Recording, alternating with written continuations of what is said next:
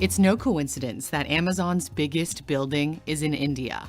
In the southern city of Hyderabad, known as Asia's Silicon Valley, the tech giant's campus covers 9.5 acres and holds 1.8 million square feet of office space. That's 50 times the area of the Taj Mahal's mausoleum.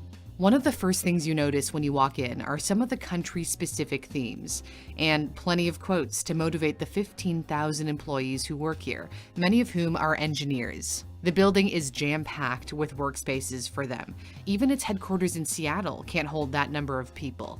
Amazon didn't spare any expense. The cafeteria is open 24/7, there's a cricket area, and even a landing pad for helicopters. Choosing India for its mega building is in line with Jeff Bezos' obsession with long-term thinking. The e-commerce giant already dominates the online retail market in much of the West. But global dominance depends on cracking the Indian market with its 1.3 billion potential customers. Thank you. It's working hard to make inroads, no matter the method. Sometimes old technology is still the best option to make deliveries. But India has been a tough nut to crack. In 2019, the government made it harder for multinational corporations to do business there. Amazon was banned from selling products from companies where it holds an equity stake. Items from the department store Shoppers Stop had to be removed, since Amazon owns part of that chain. Analysts believe the new regulation was politically motivated, designed to protect small businesses and keep shop owners happy enough to re-elect Prime Minister Narendra Modi. Eventually, Shoppers Stop relisted items through a subsidiary, but this just goes to show that it hasn't been easy to operate in India, so you have to come up with ways to jump over the barriers. For Amazon, that has meant constructing a giant building to show the benefits you can bring to the local economy through the creation of new jobs. 2,000 people worked on-site every day for over 3 years, according to the company.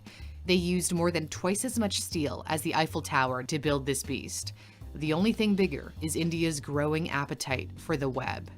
In 2016, about a quarter of the Indian population used the internet.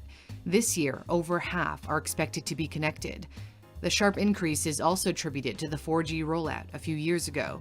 And if you add a rising middle class into the mix, this means more dollars spent online. In 2010, the virtual retail market brought in less than $1 billion. In 2024, it's expected to top $100 billion.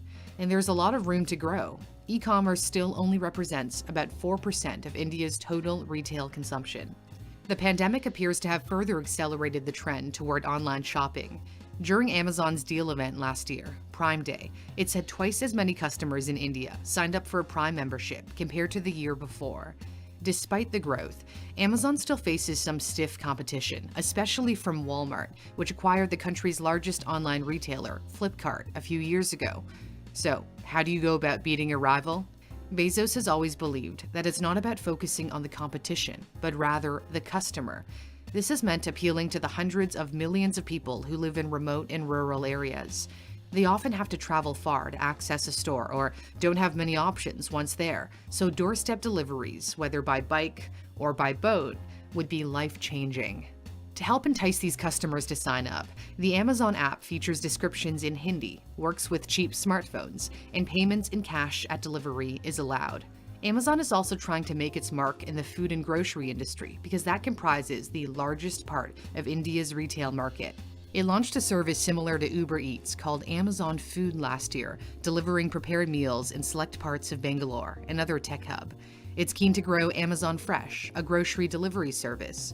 And to further push into the food market, the tech giant partnered with a company operating major supermarket chains so that their goods are sold on the site. Amazon hopes its foray into India is much more successful than what happened in China, where it barely gained any traction despite trying for more than a decade.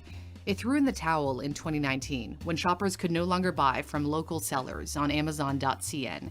The site is now limited to items available from the global store, like Kindles.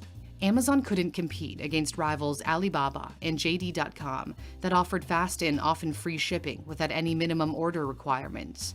The American giant barely talks about its Chinese business, but it's certainly not shying away from discussing India. This massive building symbolizes its commitment to that nation, a nation where it's invested $6.5 billion since 2014.